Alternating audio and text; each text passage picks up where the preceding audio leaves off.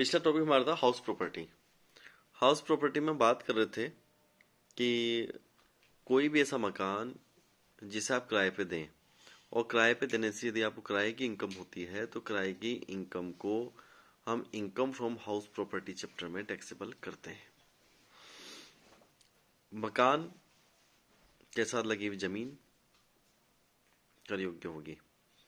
मकान के साथ में यदि स्विमिंग पूल है, आगे गार्डन है या उसके साथ कोई भी खाली जमीन है, रहने योग्य मकान के साथ में यदि कोई जमीन लगी हुई है और आप रहने योग्य मकान के साथ साथ उस जमीन को भी यदि आप किराए पे देते हैं तो उस मकान और जमीन दोनों का रेंट टैक्सेबल होगा। लेकिन मकान और जमीन अलग अलग नहीं होनी चाहिए, वे साथ होने चाहिए। हाउस प्रॉपर्टी के अंतर्गत मकान संपत्ति होनी चाहिए रहने के लिए, और उससे यदि आप किराए पे देंगे तो किराए की जो इनकम होगी वो इसमें कर योग्य होती है।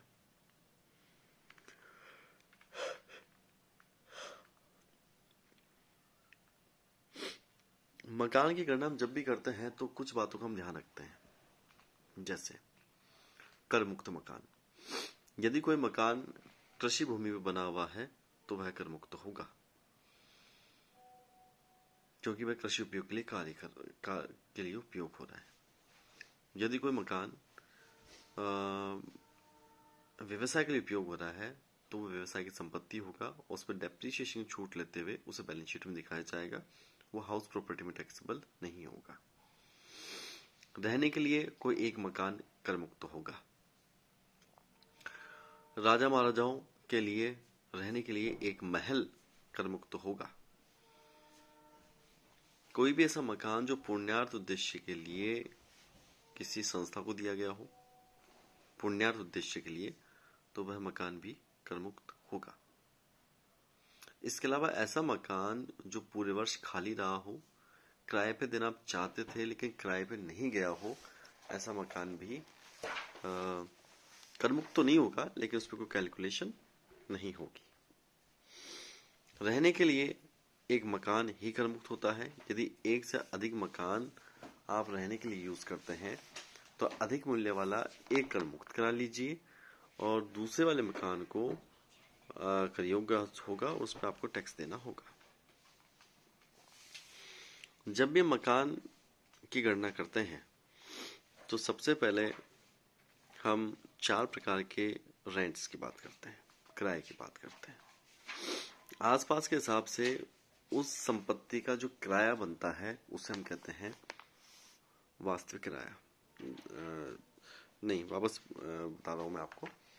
आसपास के हिसाब से यदि हम किसी मकान संपत्ति को किसी किराएदार को किराए पे देते हैं तो किराएदार से प्राप्त राशि वास्तविक किराया होती है, एक्चुअल रेंट होती है।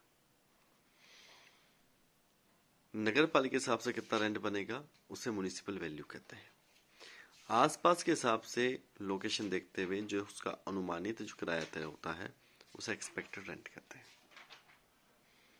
और रेंट कंट्रोल एक्ट के अनुसार जो निर्धारित किराया होता है उसे स्टैंडर्ड रेंट कहते हैं। अब प्रश्न ये आता है कि वास्तविक किराया क्या होता है। वास्तविक किराए में से हमेशा सुविधाओं का मूल्य तथा खाली समय की अवधि को घटाया जाएगा। जैसे मान लीजिए कि एक साल में 12 माह होते हैं और मकान किराए पे गया 10 महीने, तो 10 महीने का रेंट आएगा। यदि मकान के किराए में पानी, बिजली या सुविधाओं का कोई मूल्य सम्मिलित है तो वह पानी, बिजली और सुविधाओं का मूल्य किराए की राशि में से घटाया जाएगा। अगला बिंदु आता है कि सकल वार्षिक मूल्य की गणना हम कैसे करते हैं। सबसे पहले हम नगर पालिका मूल्य और उचित किराया जो दोनों में से अधिक होगा उसे लेंगे। इसकी तुलना हम करेंगे मानक किराए से, स्टैंडर्ड रेंट से, और जो दोनों में से कम होगा उसे लेंगे।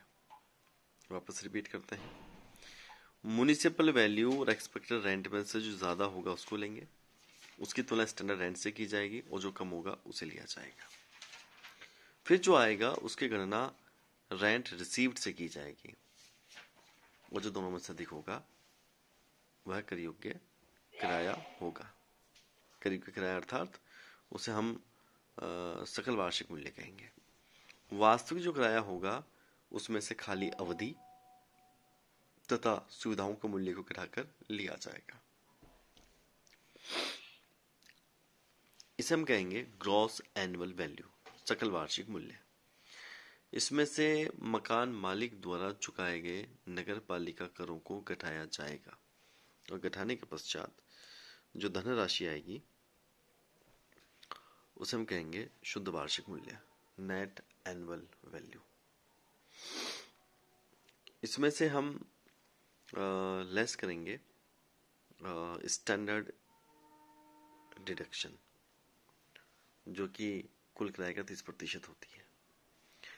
ये 30% जो स्टैंडर्ड डिडक्शन होती है, इसका तात्पर्य होता है कि जो भी मकान आप किराए पे देते हो उसकी मरम्मत हो सकती है, उसमें कोई टूट फूट हो सकती है, उसमें कोई रंग रोगन हो सकता है, या छोटी मोटी कोई टूट फूट उसे ठीक करने का कोई खर्चा हो सकता है, तो मकान मालिक उस उक्त किराए का मतलब नेट एनुअल वैल्यू का, शुद्ध वार्षिक किराए का 30% व्यय के रूप में घटा सकता है। हम एक बार वापस रिपीट करते हैं। सबसे पहले म्युनिसिपल वैल्यू और फेयर रेंट की तुलना होगी, जो अधिक होगा उसे लिया जाएगा। फिर उसकी तुलना स्टैंडर्ड रेंट से होगी और जो कम होगा उसे लिया जाएगा। फिर इसकी तुलना वास्तविक प्राप्त किराए से होगी और जो अधिक होगा उसे लिया जाएगा। जो रेंट रिसीव्ड होगा उसमें से आप खाली अवधि तथा सुविधाओं के मूल्य को घटाएंगे। इस प्रकार जो प्राप्त होगा उसे कहेंगे ग्रॉस एनुअल वैल्यू। उसमें से हम घटाएंगे म्युनिसिपल टैक्स, मकान मालिक द्वारा चुकाए गए म्युनिसिपल टैक्स घटाएंगे तो आएगा शुद्ध वार्षिक मूल्य, net annual value. Net annual value में से हम 30% घटाएंगे, और वह जो 30% होगा वह 30% होगा स्टैंडर्ड डिडक्शन। इसके बाद इसमें घटाया जाएगा interest on loan. Interest on loan का मतलब होता है कि जो भी उसमें से घटाया जाएगा स्टैंडर्ड इंटरेस्ट ऑन लोन। मकान को बनाने के लिए आपने जो गृह ऋण लिया है, जो हाउसिंग लोन लिया है, उस हाउसिंग लोन पे अब जो भी ब्याज होगा उस ब्याज को घटाया जाएगा। यह ब्याज 2 प्रकार से होता है। यदि किराए के मकान से संबंधित ब्याज घटाना है तो ब्याज कितना भी हो संपूर्ण घटाया जाएगा। रहने के उद्देश्य से बनाए गए मकान पर जो ब्याज होगा वह अधिकतम 2 लाख रुपए तक का आप घटा सकते हैं। ब्याज में निर्माणाधीन अवधि की ब्याज की छूट भी देय होती है।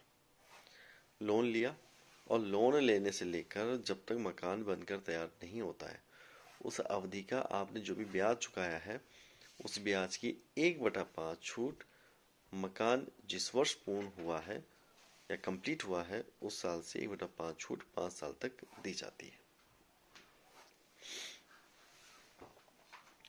इस प्रकार जो भी धनराशि प्राप्त होगी उस प्राप्त धनराशि को हम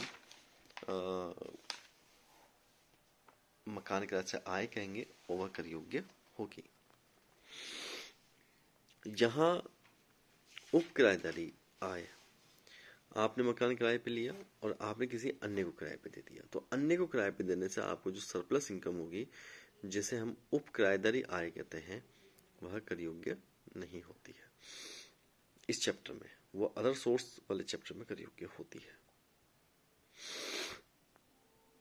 इसके अलावा ऐसा मकान एक आता है इसमें डूबत किराया। डूबत किराए का अर्थ होता है कि डूबत किराए का अर्थ होता है कि ऐसा कोई भी किराया, डूबत किराए का मतलब होता है कि ऐसा कोई भी किराया जो डूब चुका है लेकिन आपको आगामी सालों में यदि प्राप्त होता है तो वह डूबत किराया कर योग्य होगा। उसे हम कहेंगे बैड डेट्स रिकवर्ड रेंट, और वह डूबत किराया कर योग्य होता है। धन्यवाद।